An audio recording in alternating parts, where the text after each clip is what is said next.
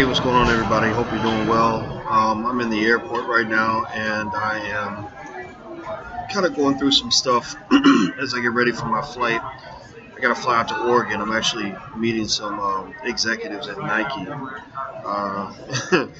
I'm not sure what that's going to look like or what that's going to mean. I think there are people that notice my critique of the excessive spending on Air Jordans and all that stuff, and not to say that that's always a bad thing to do. I think that a lot of people think that I think you should never enjoy your money, you should never buy Jordans. I've never said that. My position is more so one where I say, you know, make sure you have balance, right? Make sure you do the important stuff before you do the unimportant stuff. Make sure you handle your business before you get into nonsense, right? So, because a lot of us spend a lot of our time on BS, on stuff that isn't going to give us value, that isn't going to help us become successful.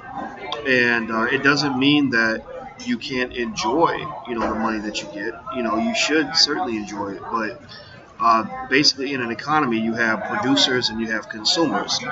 And the thing about black people is that unfortunately you've been really trained to be a consumer, an excessive consumer, much to your detriment. So my gospel is one that is not built on extreme frugality. It's not one that's built on saying, oh, you can't enjoy your money, what's wrong with you? No, my gospel is more so built on saying, let's just have some balance. Because all the stuff that you hear, when you hear people talking about, oh, there's this massive gap in wealth, and that black people will never overcome this gap unless, Jesus and Santa Claus comes back and decides they want to help us out, or Hillary Clinton or somebody else decides they want to save us. That doesn't work for me. That doesn't fly for me because, unlike a lot of people I know, I don't trust these people. I don't trust them to do the right thing. I don't think that any of them are ever going to care about our plight. I don't think any of them are ever going to do what is necessary to create the equality that we deserve. But I don't even think that we should aim for equality anymore. I think we should aim to take the lead in the race. I think I have sort of, I spent thousands of hours of research on, stock market investing. As you know, I wrote my dissertation on this topic, and it's my conclusion, my fundamental conclusion, that not only can we catch up, we can actually surge ahead. I really believe we can surge ahead. I know we can surge ahead, and so but you gotta believe me if it's gonna happen. If you don't believe me, if you don't think black people are capable of doing certain things, then I don't know what to do for you. Sophia's saying, how do I contribute to Powernomics? Dr. Colin Anderson, go to Harvest Institute, look up the Harvest Institute. He has ways to donate at his website. You could also consider buying his books. We sell his books through our website. If you go to the drboycelibrary.com, that's the drboycelibrary.com, you can buy his books, Powernomics and Black Labor, White Wealth. Let me see. I'm going to show you. I carry around this one, Black Labor, White Wealth. And last night I was so inspired by something I read on page 66. Not inspired, but literally, somebody said they froze me, of course. Am I frozen? If I'm too frozen on Facebook, let me know. Let me know if I'm too frozen. For some reason, Facebook freezes me a lot. I did Instagram chat. That didn't seem to freeze me. And then also on Periscope, they don't freeze me. So look me up on Periscope. Look me up on Instagram too, so that if Facebook doesn't work, we can do Periscope, something like that. What's up? What's going on, Shaquita and Yasmin? How are you ladies doing today? And so anyway, here's the thing that I think that's important to understand. So by the way, if you want to buy Dr. Anderson's books or see any other books that I recommend that you read, go to the drboycelibrary.com, the drboycelibrary.com. But I was sitting there and I was eating. I'm trying to get in shape and stay in shape and lose weight, and I think it's been working. I actually finally gave in and started modifying my eating habits. I realized I can't eat like I'm a teenager anymore. It took me 30 years to figure that out. Right? How tacky is that? And so one of the things I did was I ordered some food. I got some Mexican food. So, Mexican food, beans and rice, lettuce, shit like that, tomatoes. So I knew that that wasn't going to make me fat. So, but as you know, in the airport, food can be expensive. So what I did was I went and I went ahead and paid the money, and it was like $14.60, right? Which is a lot for a meal. But a lot of people pay that much every day when they go to lunch, right? So I thought to myself, I said it would be really interesting to see how much money I would have in the stock market based on historical performance of the market, based on the history of the market. You can't predict the future, but you can look at the past. If I had done this, say, I know somebody says, as I drink soda, yeah, I'm drinking my soda, don't judge me. If you're here to judge, you need to get the hell up out of here, okay? All judgmental people, please get to stepping, as Martin Lawrence used to say. Anyway, so, you know, so I was calculating. I said, okay, so if I took this $14.50 or whatever I spent, what would happen if I had put that money in the stock market over, say, any random 10-year period in American history, say from 1935 to 1945, 1975 to 1985, whatever. So what I did was I did what they call the future value of an annuity calculation that we're teaching our students in the new stock market class I just created. And I did the calculation. I made an assumption of 9% interest per year, 9% return on investment on average per year, which is actually on the conservative range. It can go, depending on the asset class you invest in, it can go as high as 14% or higher. I think the lowest of any asset class on this one particular chart I'm thinking about, the lowest of any particular asset class over any 10-year period, I think was about 9.7%. So I took the 9% number as a conservative estimate. And do you know that if I just took the money I spent on the Mexican food I bought, if I were to invest that money in the market every month for a decade, guess how much money I would have in the stock market after a decade? $87,000. $87,000. Now, of that 87,000, about 54,000 is from my original money that I put in, right? So that's $450 a month, about $14.50, $15 a day, 30 days out of the month, $450 per month over a 10-year period gives you a wealth level of $87,000. Now, think about this for a minute. I need you to process this for a second and let it help you understand how significant that is. The median household income for a black family is about $35,000. For a white family, it's about $60,000. The median wealth level for a black family is $11,000. The median wealth level for a white family, I think, is $134,000. Something like that. I gotta go look that up. So imagine if you took that $11,000 and you add $87,000 onto that $11,000 in wealth. You're talking about $98,000 in wealth, right?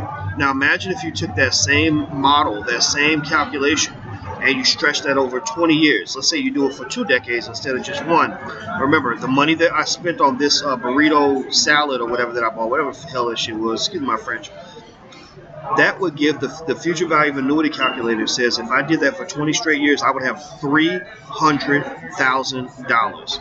Of that $300,000, $192,549 would be from my initial contribution. The $108,000 would be scratch that. Erase what I just said. $108,000 will be from my initial contribution, but $192,000 would be from the interest growing on top of the interest, the compound interest. That's why I tell you guys all the time that Einstein said that compound interest is the most powerful force in the universe. Now, Kendra, you ask, are you sure you won't lose in the stock market? Here's the thing about the stock market. You're going to lose money, but you're not going to lose money every day, not based on history. Warren Buffett said that if you buy a stock, it's like getting married. Don't buy a stock unless you're going to be married to that stock for at least 10 years. Because over a 10-year period, all the risk phases out. That there's been no 10-year period in American history where an investor with a well-diversified portfolio did not make money. That's why I point you guys to the experiment done in 1971 where they had monkeys pick stocks, literally monkeys. And all they had the monkeys do was diversify and buy and hold. They didn't get all fancy, and monkeys ain't gonna try to buy and sell at the right time and all that. All they had the monkeys do was pick the stocks and then buy and then hold them, not sell them. They did the Warren Buffett model. The monkeys were able to outperform the leading experts on Wall Street. So my point to you in all of this is that stock market investing can be either very, very complicated or it can be very, very simple. It's like, marriage. Like, marriage and relationships can be real complicated, or they can be real simple. Like, for young people, relationships are complicated because they dump each other because they don't like the color of your shoes, or you came home too late, or you took too long in the grocery store. Young people get mad over stupid stuff. Or you get older, you learn to let the little stuff go and you focus on the big picture. So when I asked my dad, how did you stay married for 45 years? He said it was easy. I just didn't get divorced. And he just kept it simple. I just keep coming home every day. I'm going to stay married. So my point in all that is to say, when it comes to stock market investing, if you don't make it overly fancy or overly complicated, then based on history, your wealth has always grown. Again, nobody knows about the future, but I can tell you about the last 120 years. I've extensively gone through this data, hundreds and hundreds of gigabytes of this data over a very long period of time. And there's no 10-year period in American history where an investor with a properly diversified portfolio who held his stocks for more than 10 years did not make money during that decade. So listen to what I just explained to you, though. The money that I spent on this burrito salad, $14.50. If I were to put that money in the stock market every month and do that for 20 years, I would have $300,000 in the stock market. That $108,000 of those dollars are from me. The other $192,000 is money coming out of nowhere, meaning the money that's grown on top of the money that I put in. So my point, in all this is to say, I want you to go deeper and look at those numbers. 192,000 in wealth, that you've created just from thinking of your money as capital as opposed to thinking of it as consumption. Also, $300,000 in additional wealth that you've gained. Now, imagine if every black person in America committed to this policy. Imagine every black household in this country just said, right now, today, we're gonna do the Dr. Boyce burrito salad plan. All of us are gonna find a way to put $450 toward our long-term investment in the stock market. Everybody who can afford it. Some people just literally couldn't afford it, but the average car note is $518 damn dollars. So most of y'all can afford it. You spend more money on your car than you put into your own children's future. Most people I know put more money into church every month because they tithe. Well, I'm not saying don't tithe to the pastor, but I'm gonna say you can also tithe to the future of your children. Why would you give more money to the church's building fund than you give to your own damn kids? That don't make no sense to me. I'm sorry, forgive me for saying that, but my kids are more important than the pastor driving a Lexus. So I can do the Lord's work. It starts at home. The Lord's work at home for me is taking care of my damn kids, making sure my kids are not getting kicked in the butt by racists because they don't have any capital. They don't have any wealth. They don't have any options. They can't start a business. They run into a freaking crisis because they can't come up with $1,200 in 3 days, right? Think about how many times you've seen black families obliterated. Black people go through just a sheerly horrific experience because they can't raise $1,000 in 2 or 3 days. I mean, think about that. Think about how many times you've seen black people literally end up, in a damn insane asylum in a straitjacket because they couldn't raise $1,000 that they needed in order to pay the rent on time or whatever. So my point in all this is to say that these problems can be solved very, very easily. The thing you got to do, first of all, is get over your damn self and stop feeling sorry for yourself. Stop acting like a damn victim, and you'll quit being a victim. Period. Victimhood gets you nowhere. Feeling sorry for yourself gets you nowhere. Blaming our problems on other people doesn't get us very far. Don't get me wrong. You know how I feel about racism. You know how I feel about white folks. Not all white folks, but the white folks who support this system. I'm gonna keep talking about it, and I'm gonna be honest about it. But there's a point where I say, okay, I've made my point. We've talked about it. Now let me see if I can build something. So I just explained to you that if you took the same amount of money I just spent on this burrito salad and put that money, let's say, and again, I can only talk about the past. You can't predict future behavior in the market. But over the last 120 years, this model would work. This process would work. If I had taken that money from the burrito salad, put it into the stock market in a diversified portfolio, and held my stocks for at least a decade, I would have, I think the first number, what was the number for 1 decade? The number for a decade was $87,000 in additional wealth. If I put that money in the market over a 20-year period, I would have approximately $300,000 in additional wealth. So So let's go back to the wealth gap real quick, shall we? Let's talk about that because everybody talks about that and they think it's going to take 225 years for the wealth gap to be overcome. It won't take that long if people will listen to me. I have a PhD in finance. If I could get just 30% of black people to listen to me on this, the wealth gap would disappear in a generation. I kid you not. I swear to God, I'm not making this up. If 30% of black people listen to what I'm saying, based on historical data in the stock market, the wealth gap would vanish in about a generation. Let me go back to let me. So I'm losing my train of thought. When I get like this, I really start feeling like, oh, my brain starts going everywhere. Plus, I get all this noise around me and all these people, and they always start listening to what you're saying. Oh my God, they're planning the revolution. We gotta stop this. But anyway, so you know, so you take that 300,000. The median black family's wealth level is about $11,000, right? The median white family's wealth level is much higher. I want to say it was 134,000. I gotta look that number up. So 134 minus 11 is $123,000, right? I just explained to you that if you took the amount of money that I put into buying my burrito, and over any 10-year, 20-year period in American history, if you were to put that money into the stock market in a diversified portfolio on a consistent basis, then you would have $300,000 in additional wealth. What's 11 plus 300? 11 plus 300 is 311. 311 is much higher than 134. So theoretically, mathematically, you would actually have more wealth than the median white family in America. I don't know about y'all, but that's a game changer to me. That's a game changer to me. And what's interesting to me is that there are black people who will fight me and argue me up and down. I mean, argue with me about my area of expertise. Like, you got a bachelor's degree in chemistry, and you trying to argue with me about whether or not I understand finance when I have a PhD in finance. That's kind of funny, but I'm not clowning nobody. I understand. Your self-hatred is deep. You've been taught for hundreds of years to believe that you're not capable of doing anything on your own. You've been taught for a very long time to believe that these problems are insurmountable. You've been taught to believe that the power structure as it exists is something that simply cannot be changed. But what I can tell you is that these assumptions, the assumption when people say that the wealth gap was going to take 228 years to overcome, what they're assuming is that that people basically that you're investing in your savings rates are going to remain the same, and that your financial literacy level is going to remain the same.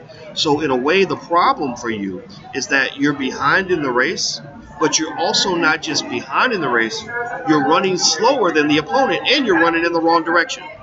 So imagine if you're in a race and you're already behind, you're slower than the opponent, and you're running the wrong direction. So my job is not so much to whine about the gap or to assume that the gap isn't going to change. It's to say, okay, let's figure out how to run the right direction, number one. And it might even involve going in a different direction from the opponent. It might mean taking a shortcut. I know shortcuts. I know financial shortcuts. Number two, it means running faster. That means that our financial literacy level has to be higher than everybody else. I could teach your child in about 2 weeks enough about money that they would have a financial literacy level that exceeds the average college educated adult. I'm not making this up. I've been teaching college for 23 years. Go Google me. Go Google my whole record. Google everything. Go read my Wikipedia page so you know who you're talking to, so you know I'm not selling you nonsense. What else? We have to also have an investment in stock market participation rate that exceeds everyone else. 52% of all Americans do not participate in the stock market because they're afraid of it. I can explain to you how risk works. Two things nullify risk. One is diversification, and two is time, what they call time smoothing. Time and diversification, virtually, they don't eliminate risk entirely. I'm not going to pretend like there's no risk anywhere at all. But what it does is it gets rid of a lot of the stuff that you're afraid of. Like, for example, a lot of y'all will read the financial paper and freak out because the market went down today and, oh my God, I'm losing money. Warren Buffett doesn't freak out because Warren Buffett's in it for the long haul. That's like, in the mind of a Warren Buffett, when the market goes down that day, that's like his wife being in a bad mood, on a Tuesday, right? And he said, oh, I got to divorce her because we've been in a bad mood. No, Warren Buffett been married for about 70 years or something. He ain't going to divorce his wife because she had a bad day or even a bad week or even a bad month. he's in it for the long haul. So basically, when it comes to investing, the people that flip out over market fluctuations or market declines and all that are typically people that are trying to do what they call churning. Buy, sell, buy, sell, buy, sell. People who use the market as a casino. The stock market is not a casino. It's a place to build wealth. I'm not pretending that the market is the answer to all your questions, all your prayers. But I will say that when you buy shares of stock, you become an owner of a piece of America. So if you want to know, when I go to Oregon today and I sit down with the I'm literally going to sit down with the president. It's a crazy thing. I never thought this would be me, but I'm actually going to go sit down with the president of the Air Jordan brand, of the Jordan brand. His name's Larry Miller. He and I are going to have a sit down because Larry's been aware of my position on the Jordan thing. He was gracious enough to want to talk to me about it, and I said I'm going to be gracious and say okay. So I want to sit down and talk to him man to man, and my position on it is not to say y'all shouldn't buy no Air Jordans. I'm not going to say that. What I will say is maybe you can have a campaign where with these kids that are running out here spending their last dollar trying to buy a pair of sneakers, teach them how to buy some stock too. Teach them how to buy some Nike stock to go with it.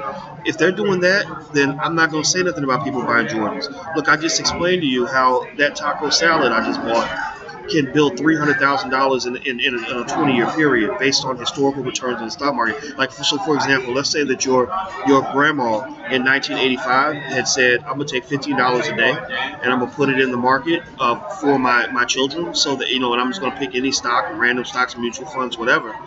You would have $300,000 in wealth in your family right now. So this is not. It sounds crazy. That's the reason it's hard to explain sometimes, because people think it's not possible because you're used to kind of making money the hard way. Well, people who understand finance and investing on a core fundamental level, which I do, that's why I have a doctorate in it. They understand that the compound interest is an amazing thing. It's like the way they model the growth in money is the same way they model the spread of a virus. You think about how a virus spreads, right? Imagine if 4 people had Ebola, right, in this room. It would be a national crisis, right? Because 4 people can lead to 4 million people having it in a few days, right? Because it grows so fast. Well, money grows the same way, but just not as rapidly as the spread of Ebola, but it grows at what they call an exponential rate. Linear means something grows in a straight line. That means you get 2, 4, 6, 8, 10, 12, whatever. Exponential is a curve. It's like this. It means the higher you go, the faster you move up, right? So with the spread of Ebola, the more people that get it, the faster it's going to spread, right? Because you're using the exponential model. Those are the models that are used to explain how money grows. Money grows more like a plant, like a weed, like a virus, etc. So you want to be in on this. You don't want to miss out on this. Don't let grandma and them convince you that, the stock market is bad and you got to lose money and everything. No, just say, look, grandma, Dr. Watkins said to remember 2 words, diversification and time. Diversification and time. If you don't remember anything else I tell you today, remember those 2 words so you can say that to your grandma when she tells you that the stock market's evil and that the devil's in the stock market and you're going to lose all your money. Just say diversification and time tend to water out or flush away a lot of what they call the idiosyncratic risk. Idiosyncratic risk is the risk that one stock is going to go bad or that you're going to lose money on a Tuesday or whatever. When you get rid of all that, you sort of have this spread that allows you to benefit from long-term investment decisions. All right, so if you want to, we just started our stock market class. Actually, I just launched it today. We're going to actually have our first class meeting on January 2nd. If you're interested in signing up for the stock market class, you can actually get a 30% discount right now. Just go to blackfinancialliteracy.com. That's blackfinancialliteracy.com. I have a lot of stuff there, including the Black Wealth Bootcamp. But if you want to do the stock market class, don't pick the bootcamp option. Go down a little further, and you'll see something on the stock market class. You can click that link. You'll get 30% off. But actually, for the next 48 hours, today is December 15th. So until the 16th, if you're seeing this before the 16th, you can actually sign up at drboycewatkins.net, and you'll get a free e-copy of my book, How It Takes a Village to Raise the Bar. But you'll also get another message later on today that'll give you a special code where you can get 48% off for the next 48 hours. Okay, so after 48 hours, that's done. But the 30% thing is available for anybody who follows me on my podcast and stuff like that. The cost is $89 a month if you want to do monthly, because we're going to just keep going. We're going to do the 6-week Kickstarter program, but then we're going to just keep going every week. So you can either sign up monthly if that's in your budget, or you can actually just pay one fee and just be there for the whole year. So by staying for the whole year, you get I think over 50% taken off the price for buying the whole class. But if if your budget's a little bit tight or whatever, you can actually do a monthly option as well. So either way, so what I'll do is every week we'll have a meeting and we'll just keep talking. Somebody says, why don't you do a free class for your people? Well, this is what this is. This is what I'm doing for you right now. It's a free class. We can't do everything for free because it takes thousands of man hours and woman hours, and I got to pay. Our budget every month is $60,000 a month, so we can't do everything for free or we'll go bankrupt. So you don't want us to go bankrupt and to go out of existence, I hope, because we do actually pay black people. When I go around the country promoting financial literacy, this money goes toward that. This money goes toward supporting the All Black National Convention. Without us being able to raise money, we wouldn't be able to do the All Black National Convention. We'd have to go beg for corporate sponsorships and all that stuff, which isn't financially healthy for black people trying to seek out, true liberation, whatever the case may be. So we do have free stuff, though. We have plenty of, we have a lot of free videos on my YouTube channel.